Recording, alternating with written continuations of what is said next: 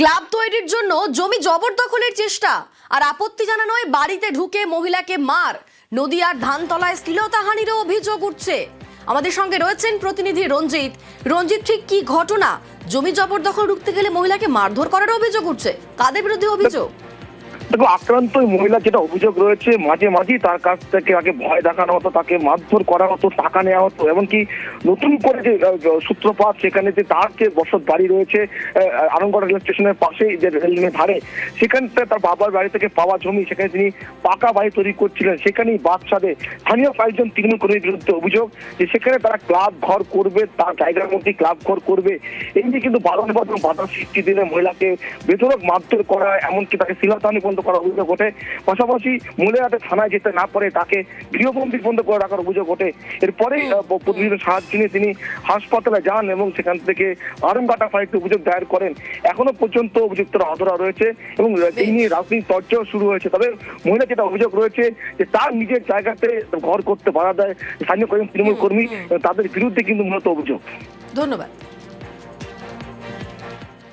অসীম বিশ্বাস, জয়দেব, উত্তম, রাজেশ এরা মস্তানি করে খেয়ে বেড়ায়। আমি একটা ঘর করছিলাম, সে ঘরটা করতে দেবে না, এই ঘরটা ছাড়, আমরা এখানে ক্লাব ঘর করবো। আমি যে আমার জায়গা আমি কেন ছাড়বো ক্লাব ঘর করতে? সেই জায়গাটা দখল করার জন্য ওরা এসেছিল? হ্যাঁ হ্যাঁ, তারপর আমাকে মারধর করেছে। অভিযোগ করেছি। কি চাইছে? আমি বলেছি যে আমার এই সূক্ষ্ম বিচার চাই। হয়েছে রাজনৈতিক চর্চা। এরকম একটা ঘটনা ঘটেছে কয়েকদিন আগে, মহিলা খুব সম্ভব হাসপাতালে অ্যাডমিট আছে। দেখুন, এইটা তো সারা পশ্চিমবঙ্গে চলছে, আজকে শুধু এটা আরঙ্গাটা না। আমাদের তরফ থেকে একটাই বলা, প্রশাসন আইনত ব্যবস্থা নিক, এটাই আমাদের ভারতীয় জনতা পার্টির পক্ষ থেকে কাম্য। হ্যাঁ, সেটা লিখিত অভিযোগ আছে শুনেছি, কিন্তু প্রশাসন এখনো খুব সম্ভব মনে অ্যারেস্ট করেনি। আমরা চাইব প্রশাসন এটা অতি সত্বর এটা দেখুক। যাদের নাম আপনারা সাংবাদিকরা বলছেন তারা মহিলা শালীনতাহীনতা হয়েছে, এটা আমি শুনেছি এবং আমি পুলিশকেও জানিয়েছি। পুলিশ যথাযথ ব্যবস্থা নিক। নিউটাউনের সুখবৃষ্টি আবাসন, সেখানে এখনো জলের কষ্ট। ই ব্লকে একাধিক ট্যাঙ্কারে জল সরবরাহের চেষ্টা। সাপুরজির আবাসনে রাতে জল বিক্ষোভ, দূষিত জলে খেয়ে অসুস্থ হয়েছেন একাধিক আবাসিক। আমাদের সঙ্গে রয়েছেন প্রতিনিধি অভিজিৎ। অভিজিৎ, 1 মাস ধরে এখানে জলের কষ্ট এবং দূষিত জল খেয়ে অনেকে অসুস্থ হয়েছেন, তা সত্ত্বেও এই সমস্যার সুরাহা কেন হচ্ছে না?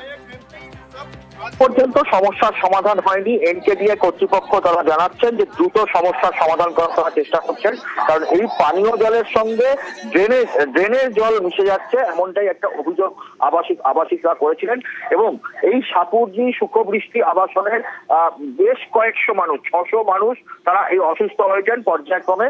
এবং বহু পরিবার আমরা দেখতে পাচ্ছি যে এখানে এসে খবর পাচ্ছি যে তাদের শিশুরা কেউ আইসিইউতে ছিল, কেউ চিকিৎসাধীন ছিলেন, তারা কাউকে সুস্থ করে বাড়ি আনা হয়েছে। এখনো বেশ কয়েকজন, প্রায় 26 জন মতন আবাসিক শিশু এবং বয়স্কদের মিলিয়ে তারা বিভিন্ন হাসপাতালে চিকিৎসাধীন রয়েছেন। ডায়রিয়া থেকে শুরু করে বমি, বিভিন্ন রকমের সমস্যা হচ্ছে, পেটের সমস্যা নিয়ে জর্জরিত এখানকার মানুষ। গতকাল এই নিয়ে বিক্ষোভ হয়েছিল এবং মেইনটেনেন্সের আধিকারিকদেরকে এখানে ঘিরে বিক্ষোভ হয়। তারপরে বিভিন্ন জায়গাতে জলের ট্যাঙ্ক দেওয়া হয়েছে। এই আবাসনের ভেতরে, ই ব্লকের ভেতরে বিভিন্ন জায়গাতে জলের ট্যাঙ্ক দেওয়া হয়েছে। তবে আবাসিকদের অভিযোগ, সেই অনেক জলের ট্যাঙ্কেই জল নেই, অথবা সেই জল টেনে কাউকে 4 তলায়, কাউকে 3 তলায় জল টানতে হচ্ছে। এবং কোথাও কোনো জলের মানে পানীয় জলের ব্যবস্থা নেই, বাইরে থেকে জল কিনতে হচ্ছে, বহু দাম দিয়ে জল কিনতে হচ্ছে। ফলে খুব সমস্যার মধ্যে পড়তে হচ্ছে তাদের। ধন্যবাদ অভিজিৎ। এতক্ষণ ধরে আমরা এনাকে ঘেরাও করে আছি, ইনি এখনো কোনো সদুত্তর দিতে পারেননি। কি জলের ব্যবস্থা করবেন? 1.5 ঘন্টা 2 ঘন্টা ধরে দাঁড়িয়ে আছি, কোনো ব্যবস্থা করেননি। জল বন্ধ করে দিয়েছেন, কিন্তু যে জলের ট্যাঙ্কগুলো ছিল সেগুলোও সকালবেলায় হাঁটিয়ে নিয়েছেন। তাহলে আমরা কি করব? এখন এতগুলো মানুষ আমরা কি করব? সলিউশন চাইছি, আমাদের জলের ব্যবস্থা করতে হবে, ব্যাস, আর কিছু চাইছি না। শুধু পরিশুদ্ধ জলের ব্যবস্থা চাইছি।